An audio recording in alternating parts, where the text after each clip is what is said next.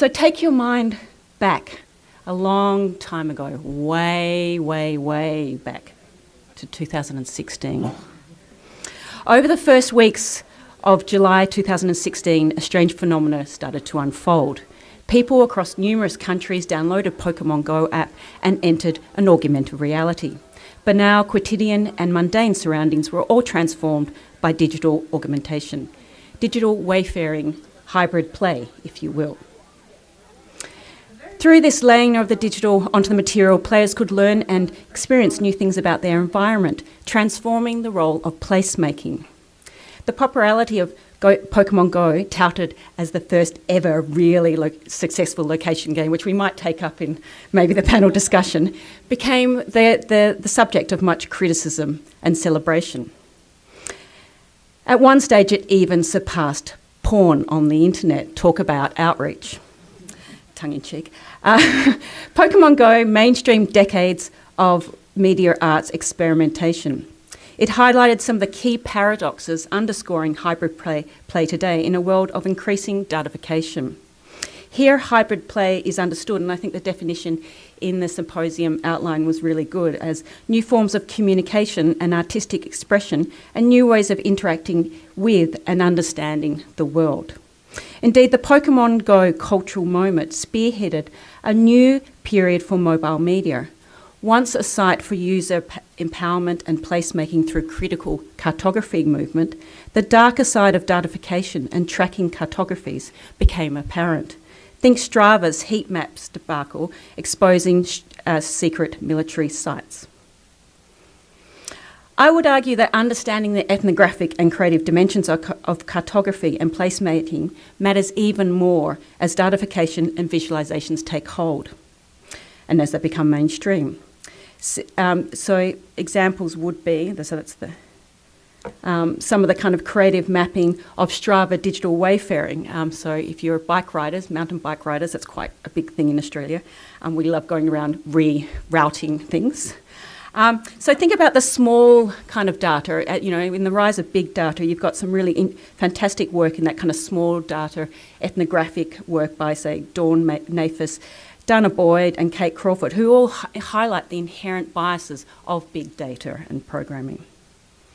And of course, the unfit bit, which those of you that are interested in the kind of digital health space, this is a kind of piss take of the rise of data being kind of stored and used by insurance companies to basically measure. And I know I won't even get into the kind of Medicare area of Americans.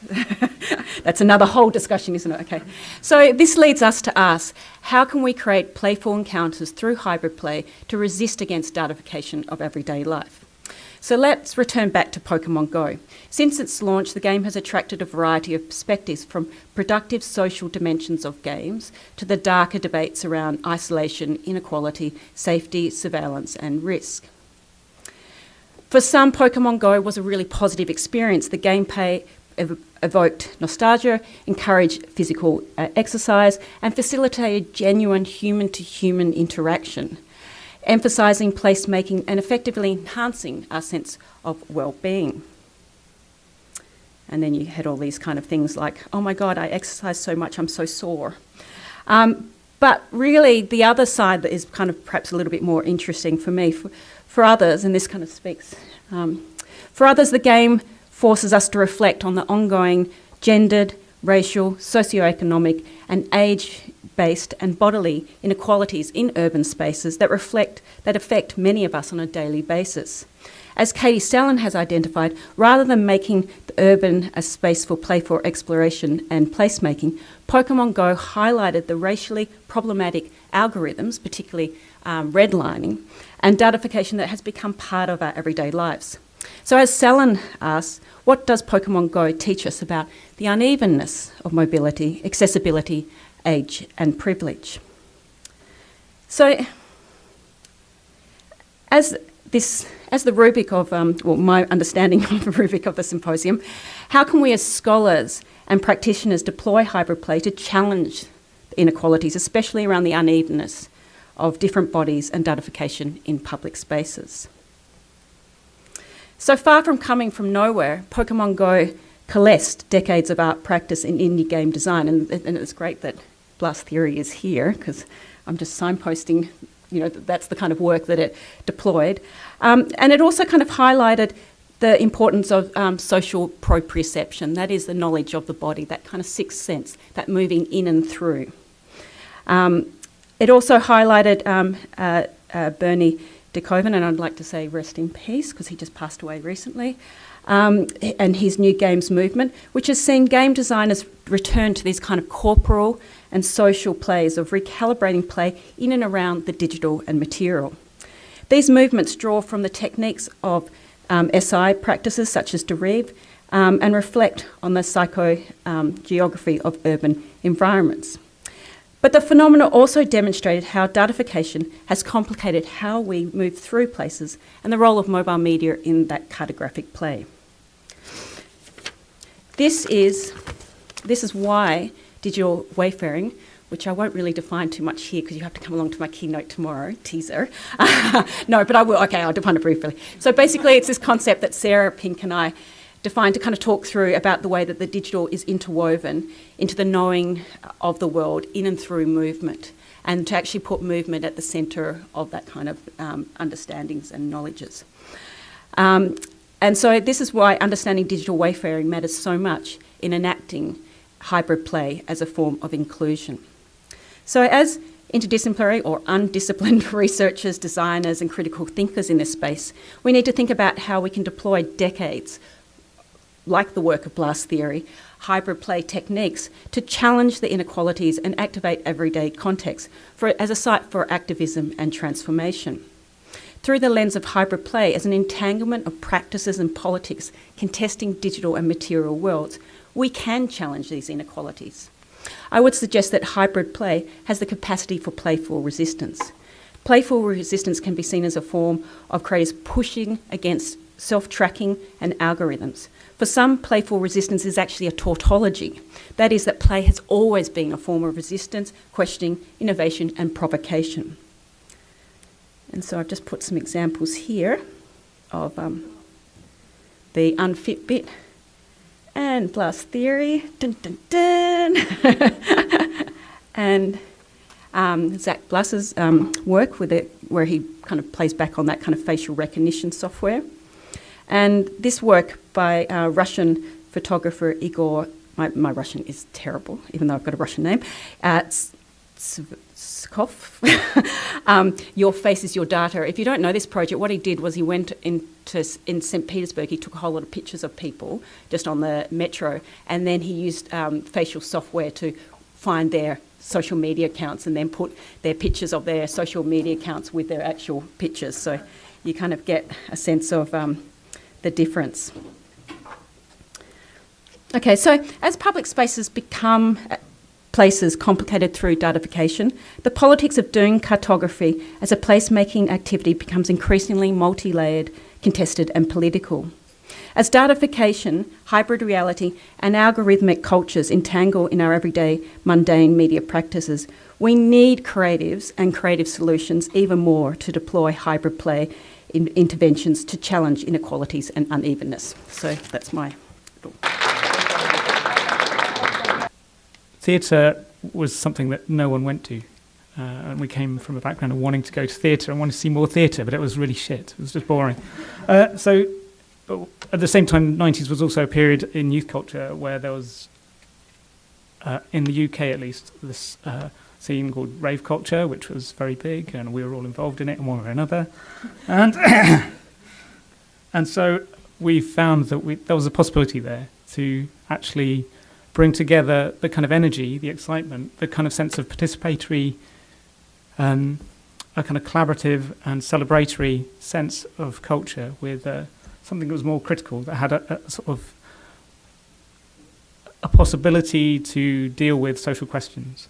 It was also a generation that was quite politicised on the back of a decade of Conservative government with Margaret Thatcher.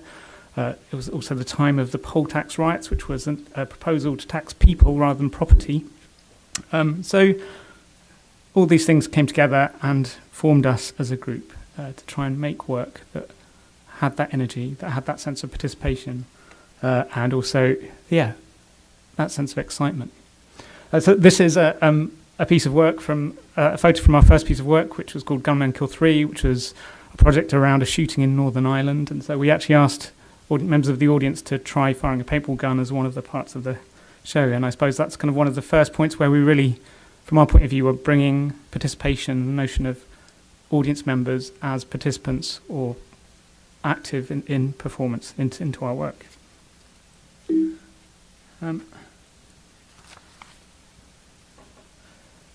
So I wanted to talk about the importance of play for us, and I think the thing that strikes us is that for us, play is really about finding a way to allow people to experience something firsthand, to become the protagonist, I guess, is the word that we often use about how we consider our audience, to really think about how can people take something away from an experience, which is very different to being a spectator or being someone who is told a story. You are the story. You are one of the people involved in the actual execution of an experience or an event.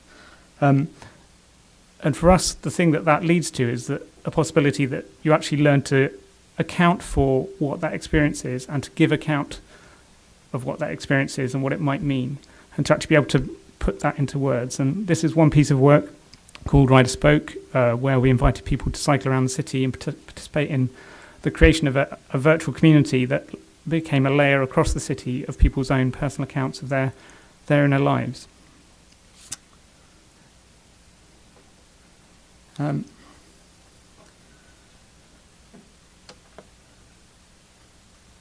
So in that respect, for us, the most successful works that I can think of, the ones that I feel that were most successful, are ones where the audience has actually been at the heart of the work. And this is a piece of work called Kidnap, which we staged in 1998, which was the year that the National Lottery was launched in the UK, which is a government-run lottery to fund the arts. So we decided we'd start our own lottery, which was advertised in cinemas with a 30-second advert that went out across cinemas nationwide, inviting people to give themselves up to us to be kidnapped for one day in the summer of 1998. Which we did. We'd had a random draw. We kidnapped 2 people, and the 48 hours that they were held hostage was broadcast on the internet.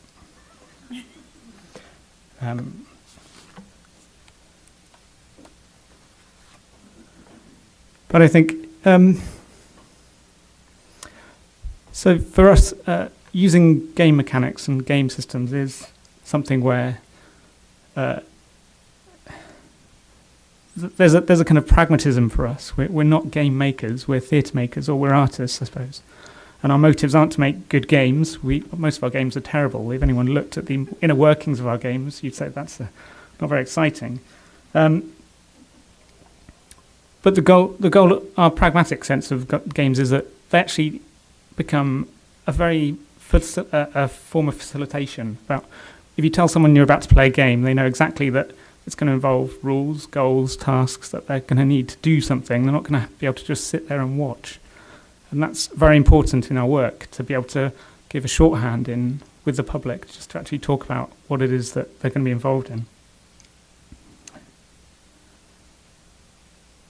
But in relation to hybridity, I think the key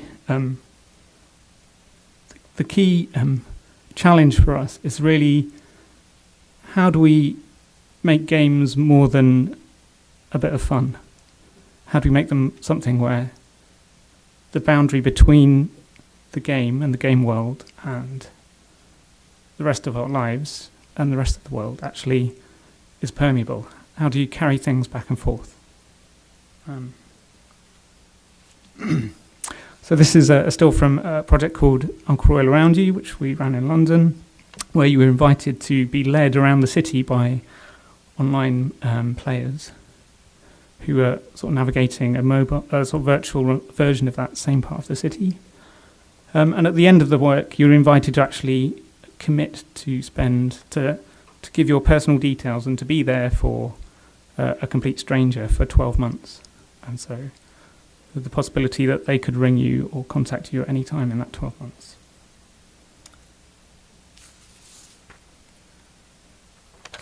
To bring us up to date, so hybridity.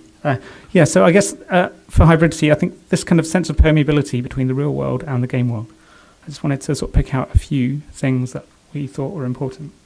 So one is platforms. I guess mobile technology has been really important for us, a key thing where mobile devices have this sense of just being in your pocket and being interleaved with the everyday world.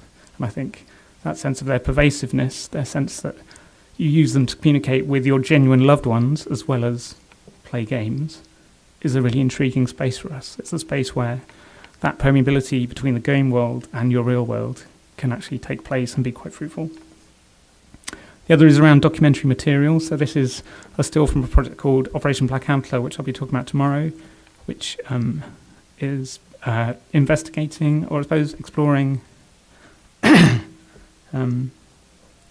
a government surveillance operation called the Special Demonstration Squad, which investigated protest groups from the 60s all the way through to the early 2000s.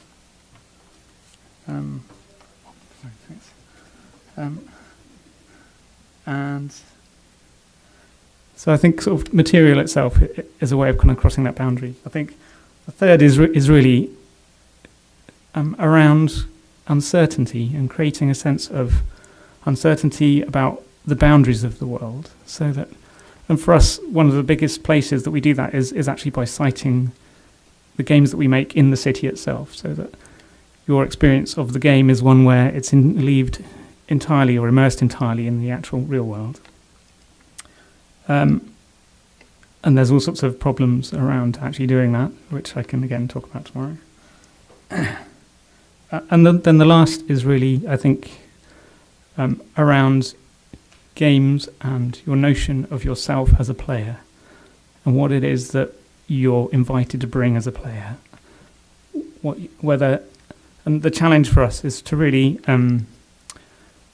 have people bring themselves, or bring something that's really to put something at stake in a game. And it's by putting something at stake that I think that boundary becomes permeable. So hybridity, permeability. That's it. Locative media, and with an ethnographic interest on how people are using these locative media. And within this locative media, I'm really interested into those kind of locative media which support socialization. So that means that they involve some digital sense of here, and this digital sense of here they provide is used within the game by users or players to interact in some way. So that's the kind of thing which interests me. And so I try to reflect on play and hybridity and to see how it connected to the kind of things I looked at. And actually it's very varied, because I looked at, for example, let's start with play. I look at location-aware games, such as a game which was in Japan called Moji in 2003, and more recently Dragon Quest IX, which is a mobile proximity game. So here these are games, so they are designed as games, so play is the focus of the application, so there's no ambiguity in that respect. But I also looked at other kind of locative media, such as mobile social networks, location-aware mobile social networks, such as Foursquare, which was big in 2010, 2011, but has disappeared now.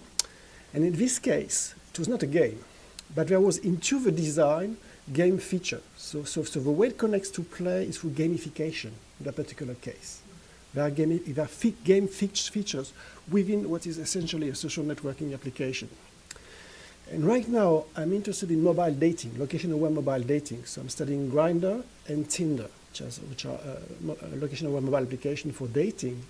And these obviously are not games, but they support some kind of playful behavior, at least occasionally. So that's not neither game nor gamification, but playfulness, which is the relevant term. So according to the kind of application we're looking at, the kind of socialization they involve, this notion of play may intervene in very different ways, and that's something which struck me, something which we could possibly discuss.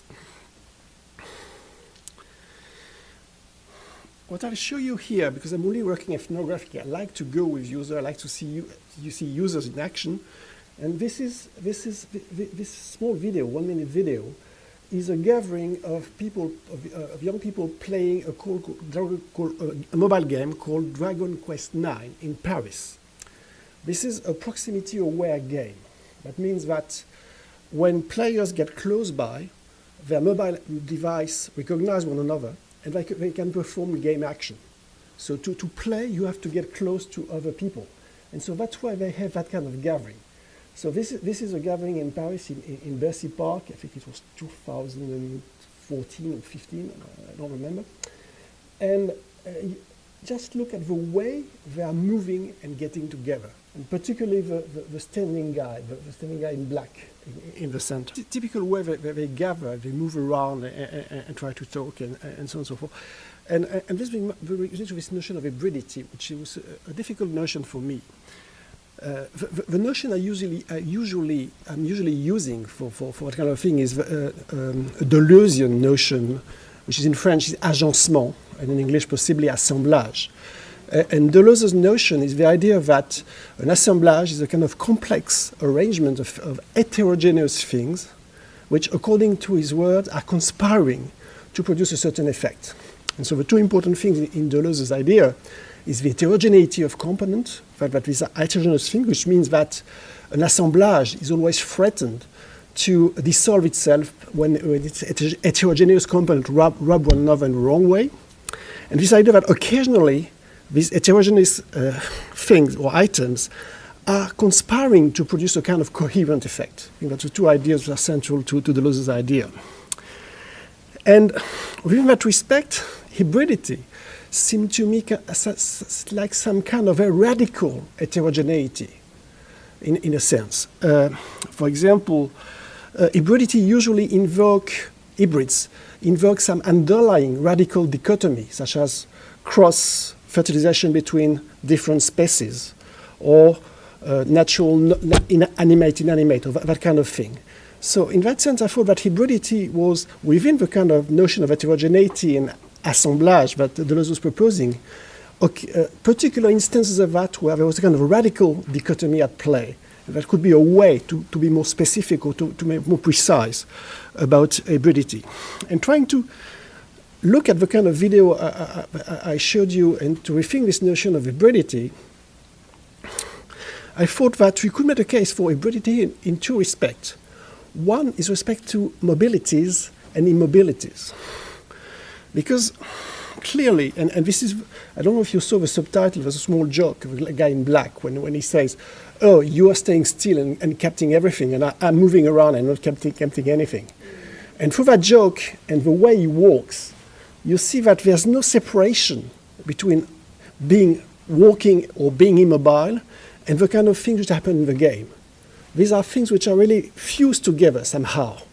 And that gives rise to that very strange kind of mobility they have, such as you saw the guy, he went away from his friends, made a few paces, then he stayed around a few people, literally exploring if getting close to these people made something happen on the screen. And when it didn't, he went away, went to another group and possibly interacted with his group. So yeah, you see that what happens on screen and mobility or immobility are two different order of things, two radically different order of things, but really coupled in this strange, very, very strange kind of hybrid gaze moving around for these players. And the second thing where I think you could use the notion of hybridity here, I'll be saying more about that tomorrow, is the notion of a hybrid encounter, in the way they meet one another, in the way these players get in touch with one another. Why? Because when you get into that kind of situation, when you're using that kind of locative media, actually you are kind of divided self.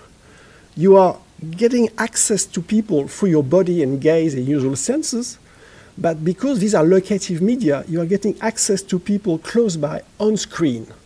And on screen, these people appeared very differently as profiles or previous history of digital interaction. And so when you get into that kind of encounter, the problem of people who meet one another in that kind of locative media is always to deal with potential matches or mismatches between what they see and feel with their bodies in the real life and what they see or feel on screen of the other party. And that kind of duality, I think, gives rise to a specific sense of the hybridity of these encounters. Thank you for your attention. Games are made for a niche audience and have long been made for a niche audience. Maybe not originally, but certainly for the last couple of decades, it's basically a niche thing. It's a mass medium that was not really built for mass use, or at least, again, in the last couple of decades, iterations of it. And so when we talk about video games and inclusivity, which certainly in my circles we talk about a lot, we rarely talk about it in the very quite literal sense of accessibility in terms of starting playing games, in terms of the ease of play, in terms of obtaining games, in terms of understanding games, in terms of even knowing what to play and where to find it and how to play that thing. And so hybridity to me is about finding games and platforms and styles that fit the complex world that we live in. And also the complex ways that people play, because not everyone plays in a way that is amenable to hardcore console gaming. It's about combining styles and creating innovation. And a lot of this comes down to sort of the age-old, and I say that sort of tongue-in-cheek, sort of bifurcation of hardcore casual, which is troubling, yet we can't really seem to escape. And I'll talk more about sort of that breakdown and problematize it a bit more tomorrow. But so hybridity is about combining the accessibility, to me at least, is about combining the accessibility of casual, the epic nature of hardcore, and the quirk of indie to create new kinds of games and new kinds of gamers, finding out what it takes to turn people who said, I never liked I really don't like video games, I have no interest in video games, and make them say, oh my God, I think I actually like video games. So, and to some extent, this shift, from what I can see, has already begun. And we can see it with games like Gorgoa and Monument Valley and Prune and Greyout and Reigns and a ton of others that I'm not even mentioning right now. And these games are evidence of really a shifting medium. And so we are at the threshold of change. And we're at a moment where games are occurring to different people differently. And hybridity, to me, is at the center of that. It's about figuring out how to combine all of these styles and find new kinds of players so that we can figure out what new kinds of games can actually be. So that's what I got to say. Bag and then transferring that to note cards. But in the interest of time, and probably sacrificing some liveliness, I'm going to read to you. I just wanted to say a few words about the subject of hybrid play. What is the subject of hybrid play? This question could be unpacked into three parts. What is play? How is a subject produced through play? And in what sense is it a hybrid subject? And of course, we could add a fourth, why does it matter? And I may not get to that one within 5 minutes. Jessica Elam, who's here in the audience, and I have been working on a theory of subjectivation or subject production in which we attempt to synthesize two strands of post-human thought, the ontology of desire and desiring production developed by Félix Guattari and Gilles Deleuze, and the materialist media archaeology of Friedrich Hitler, Bernard Stiegler, and others. We develop a Foucauldian account of subject formation, but add the crucial dimension of media technology as the infrastructure of perception, experience, and thought. I'll outline some preliminary ideas about hybrid play based on this concept of synthetic subjectivation, which we developed in our paper. And in tomorrow afternoon's panel, Jessica will illustrate the concept through an analysis of hybrid play in the NC State University makerspace. So first of all, what is play? Aside from having babysat and played with Nick's son Ben, my experience in play is not that recent. My own children are grown, and I am not a gamer, so I'm ignorant of the vast literature on play in the context of game studies. But our symposium organizers have opened up the concept to a broad range of interpretations. Interpreting the concept of play in this broad sense from the perspective of Guattari and Deleuze's monist materialist philosophy, nature is continuously at play. experimenting with different forms of expression, different modes of composition, and different kinds of subjects. Desiring production is the name they give to this process. Libido and labor invested in multiple connections to other bodies, both organic and technical, experimenting in the milieu to see what a body can do. And I think Christian Licop has given us some great concrete examples of this agencement of composition. In their view, this experimental process should remain open to a wide range of connections. We might think of these ongoing connections as a type of free play. The free play of desire is when a child plays with its body, with objects that are not toys, or with toys in ways that are not meant to be used. And here again, I'm reminded of Nick's son. One time when I babysat him, he was delighted in riding his toy truck off the brick wall outside of our department building and seeing it crash over and over again. I'm not sure how Nick and Danielle felt about my babysitting that day. But Ben was having fun.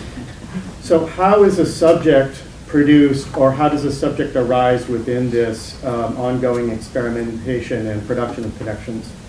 In our reading of Catherine Deleuze's Ontology of Desire, the process of connection plays out across a socio-technical field composed at a molecular level from a multitude of elements not distinguishable as belonging to the human or to technology. That is, the connections occur at a molecular level prior to the formation of these molar wholes. In our paper, we outlined this process and argued that the so-called human, Friedrich Hitler's term, critically dismantled by Hitler's post-humanism, is not a recent, modern condition, but the fundamental situation for the formation of human subjects since hominids stood upright and picked up tools between 1 and 2 million years ago. Subjects arise from an infrastructure made up of natural and technical elements as a result of 3 syntheses. The connective synthesis that occurs when a composition of energy or desire produces an arrangement with the capacity to act. This is what Christian talked about as agencement. This disjunctive synthesis, when the effects of these connections are registered and inscribed, whether in flesh, paper, stone, silicon, or the ether. And the conjunctive synthesis, in which a constellation of inscriptions is processed recursively by distributed intelligence across multiple bodies to produce a positioning. In this last step, a subject arises, a position that makes sense of the connections and inscriptions. Sense is understood here following John Protevi as a 3-part effect of sensation, semiotization, and orientation. Synthetic subjectivation, then, is a conjunctive event within a dynamic and recursive process that both results from and intervenes in a composition of material elements and embodied potentials, including organic, technical, and social elements. The subject is a subject of the composition, not of the organism or of the technical machine. Obviously, I'm being subjectivated by my technical Yes. So to wrap up, the idea here is to get outside of the presumed molar wholes of human and technology and think about hybridity as kind of a condition of nature acting to compose new bodies, and to understand these as assembling heterogeneous elements. So in this sense, we would see our experience of hybridity in this historical moment as a historically specific mode of subjectivation at the juncture of a 1900s print epistemology and an emerging digitally embedded epistemology of the 2000s. Well, I've still got a few verbs left. One of the things I was noting was the kind of different words that we were using that were kind of interchangeable. So I was noting, like, encounters. So Christian was using the concept of encounters and assemblage in terms of thinking the body through.